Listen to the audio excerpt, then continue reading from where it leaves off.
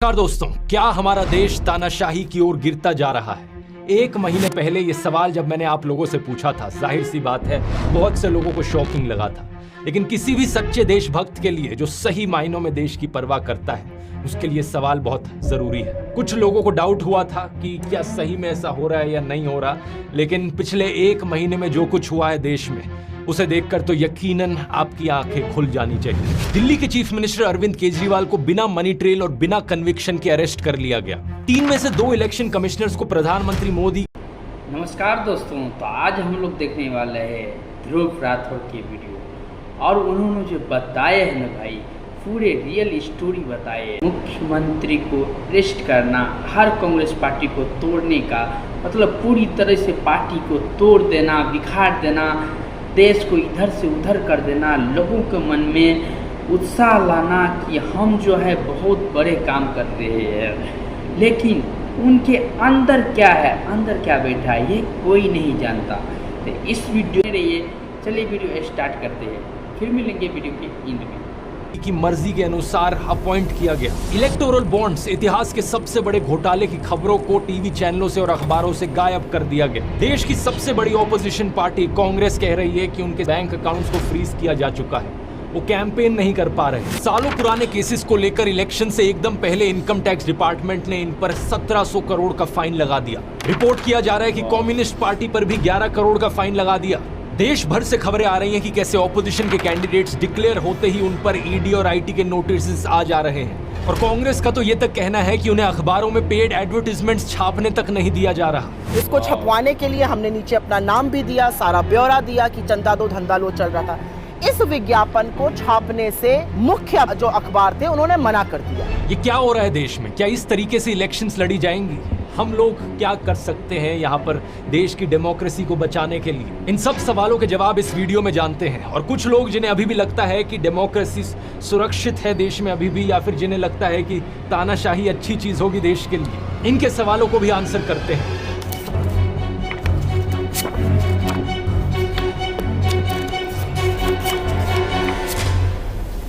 करते हैं अरविंद केजरीवाल के अरेस्ट से। यह आजाद भारत के इतिहास में पहली बार है कि किसी सिटिंग चीफ मिनिस्टर को अरेस्ट किया गया हो, और वो भी तब जब कोर्ट में कोई गुनाह साबित तक नहीं हुआ।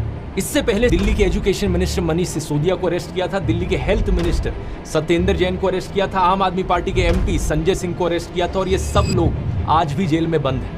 मनीष सिसोदिया को 1 साल से ऊपर होने को हो रहा है, और सत्येंद्र जैन को तो 2 साल होने को हो रहे हैं जेल में बंद रहे। सबसे हैरानी की बात यह है कि इनमें से किसी का भी गुनाह कोर्ट में साबित नहीं हुआ है। ईडी का आरोप है कि आम आदमी पार्टी के लीडर्स को 100 करोड़ रुपए की रिश्वत दी गई in exchange of undue benefits Delhi की एक्साइज पॉलिसी के तहत। लेकिन पार्टी की पॉलिटिशियन आतिशी कहती है कि 2 साल से ईडी और सीबीआई इस केस को इन्वेस्टिगेट किए जा रहे हैं, 500 से ज्यादा रेड कर चुके हैं, 1000 से ज्यादा विटनेसेस ला चुके हैं, लेकिन अभी तक एक भी सबूत इन्हें नहीं मिला इस चीज का जो साबित कर पाए कि आम आदमी पार्टी या इनके मिनिस्टर्स ने कुछ गलत किया हो। मनीष सिसोदिया के लॉयर ने यही चीज बताने की कोशिश करी थी दिल्ली हाई कोर्ट को कि यहाँ पर कोई मनी ट्रेल नहीं है। इनफैक्ट इस पॉलिसी से देश की जनता को फायदा हुआ, क्योंकि सरकार का रेवेन्यू बढ़ गया था इस पॉलिसी की वजह से, जिसको बाद में इस्तेमाल किया जा सकता स्कूल और अस्पताल बनाने के लिए। तो सवाल ये उठता है कि अगर कोई सबूत ही नहीं है तो कोर्ट इन्हें बेल क्यों नहीं दे रहा? इसके पीछे कारण है PMLA, prevention of money laundering act का कानून। स्पेसिफिकली कहा जाए तो 2018 में जो इस कानून में अमेंडमेंट करी गई थी मोदी सरकार के द्वारा, इस अमेंडमेंट में सरकार ने बेल की कंडीशंस बदल दी,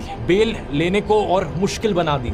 बाकी कानूनों में क्या होता है, innocent until proven guilty, bail मिलना आपका अधिकार कंसिडर किया जाता है। लेकिन PMLA में अब क्या हो गया है, गिल्टी अंटिल प्रूवन इनोसेंट, आपको तब तक बेल नहीं मिलेगी जब तक आप अपने आप को इनोसेंट ना साबित करो। इसी 2018 की अमेंडमेंट में ईडी को और ताकत भी दे दी गई थी। इन चीजों को अरविंद केजरीवाल ने खुद भी एक्सप्लेन किया था अपनी अरेस्ट से पहले। ईडी के केसेस में जमानत क्यों नहीं मिल रही लोगों को? अब ये पूरा कानून इन्होंने ईडी में पलट दिया। अब इसमें हो गया you are guilty till proved innocent. इस कानून में इन्होंने ये लिखा है कि आपके ऊपर आरोप लगेगा, आपके ऊपर FIR हो, झूठा सच्चा जो मर्जी आरोप लगा दें, आपको गिरफ्तार कर लिया जाएगा, और आपको बेल तब तक नहीं मिलेगी जब तक आपका मुकदमा पूरा नहीं हो जाता और आप इनोसेंट प्रूव नहीं हो जाते। लेकिन बात सिर्फ इतनी सिंपल नहीं है दोस्तों। अरविंद केजरीवाल के इस अरेस्ट के पीछे एक इलेक्टोरल बॉन्ड घोटाले का भी कनेक्शन। कोर्ट में जो हियरिंग हुई उसके अनुसार अरविंद केजरीवाल को 4 लोगों की स्टेटमेंट्स के बल पर अरेस्ट किया ईडी ने।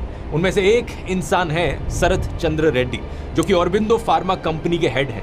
9 नवंबर 2022 की बात है कि ईडी ने रेड्डी को बुलाया था पूछताछ के लिए इस एलिजिड लिकर स्कैम के केस में। उन्होंने जो स्टेटमेंट दी उस दिन वो केजरीवाल के फेवर में थी, लेकिन अगले ही दिन 10 नवंबर 2022 को ईडी इन्हें अरेस्ट कर लेती है। इनके अरेस्ट होने के सिर्फ 5 दिन बाद इनकी कंपनी ऑरबिंदो फार्मा ने 5 करोड़ रुपए का चंदा डोनेट किया बीजेपी को इलेक्टोरल बॉन्ड्स के जरिए। ये चीज हम जानते हैं इलेक्टोरल बॉन्ड डेटा को देखकर। आप क्रोनोलॉजी समझ लीजिए। ये करीब 6 महीने तक जेल में रहते हैं। अरविंद केजरीवाल ने कोर्ट में कहा कि इन्होंने 9 अलग अलग स्टेटमेंट्स दी इस 6 महीने के पीरियड में, जो कि सारी स्टेटमेंट्स केजरीवाल के फेवर में थी। उसकी अरेस्ट हुई, उसके बाद उसके 9 स्टेटमेंट्स होते हैं, 9 स्टेटमेंट्स वो मेरे खिलाफ नहीं होता। उसके बाद 6 महीने उसको अरेस्ट करने के बाद 25 अप्रैल को खुल जाता है। लेकिन 25 अप्रैल 2023 को 6 महीने जेल में रहने के बाद अगली स्टेटमेंट जो देते हैं वो केजरीवाल के खिलाफ होती है। अगले ही महीने मई 2023 को ईडी इन्हें बेल दे देती है और जून 2023 में ये ईडी के अप्रूवर बन जाते हैं इस केस में। और बेल मिलने के करीब 6 महीने बाद इनकी कंपनी 25 करोड़ रुपए की और डोनेशन करती है बीजेपी को। अब देख रहे हो दोस्तों किस लेवल का खेल खेला जा रहा है। इलेक्टोरल बॉन्ड्स का डेटा हमें बताता है कि टोटल में इनकी कंपनी ने 52 करोड़ रुपीस की बॉन्ड्स खरीदी थी, जिनमें से 2/3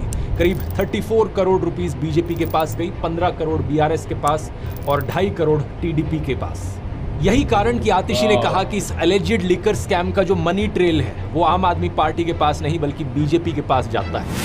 ये है मनी ट्रेल, शरद चंद्र रेड्डी की कंपनियों द्वारा दिया गया भारतीय जनता पार्टी के बैंक अकाउंट में पैसा। जो बाकी 3 लोग हैं जिनकी स्टेटमेंट्स की वजह से अरविंद केजरीवाल को अरेस्ट किया गया, उनकी कहानियों में भी ऐसी ही क्रोनोलॉजीज आपको देखने को मिलेंगी। शायद यही कारण कि अरविंद केजरीवाल एक के बाद एक समन्स मिस किए जा रहे थे ईडी के, और उन्होंने ईडी के इन सारे समन्स को इलीगल ठहराया। उनके अनुसार ईडी का मकसद सिर्फ और सिर्फ इन्हें किसी भी बहाने से अरेस्ट करना था, जिससे कि पार्टी को खत्म किया जा सके और दिल्ली और पंजाब की सरकारों को गिराया जा सके। एक 8 मिनट की ऑडियो रिकॉर्डिंग है इस केस की, जब अरविंद केजरीवाल खुद को कोर्ट में डिफेंड कर रहे थे। अगर आप वो सुनना चाहें तो उसका लिंक डिस्क्रिप्शन में है। अरविंद केजरीवाल के अरेस्ट पर रिएक्ट करते हुए कांग्रेस पॉलिटिशियन राहुल गांधी ने कहा, डरा हुआ तानाशाह एक मरा हुआ लोकतंत्र बनाना चाहता है। नेताओं को धमकाया जाता है, पैसे देकर सरकारों को गिराया जाता है, नेताओं को जेल में डाला जाता है।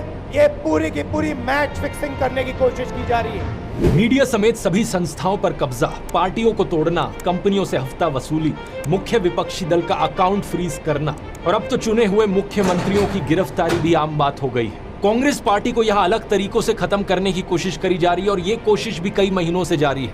पिछले साल अगस्त के महीने में राहुल गांधी पर एक बहुत ही अजीबोगरीब डिफेमेशन केस किया गया, जिसके जरिए उन्हें डिस्क्वालीफाई करने की कोशिश करी गई। तो दोस्तों आप लोग वीडियो देखे होंगे, जो ध्रुव राठौर भाई है उन्होंने कितने अच्छी बात बताए। उन्होंने हर एक मुख्यमंत्री को अरेस्ट करना, हर कांग्रेस पार्टी को तोड़ने का मतलब पूरी तरह से पार्टी को तोड़ देना, बिखार देना, देश को इधर से उधर कर देना, लोगों के मन में उत्साह लाना कि हम जो है बहुत बड़े काम कर रहे हैं। लेकिन उनके अंदर क्या है, अंदर क्या बैठा है, ये कोई नहीं जानता। तो इस वीडियो में मैं आशा करता हूँ कि आप लोगों को कुछ समझ में आया होगा। तो आप लोग आशा करते हो कि वीडियो अच्छा भी लगा होगा, तो अच्छा लगा तो वीडियो को लाइक कर दीजिएगा। फिर मिलेंगे नेक्स्ट वीडियो में, तब तक के लिए जय हिंद, जय श्री राम। कभी याद करे जो जमाना माटी पे मर मिट जा।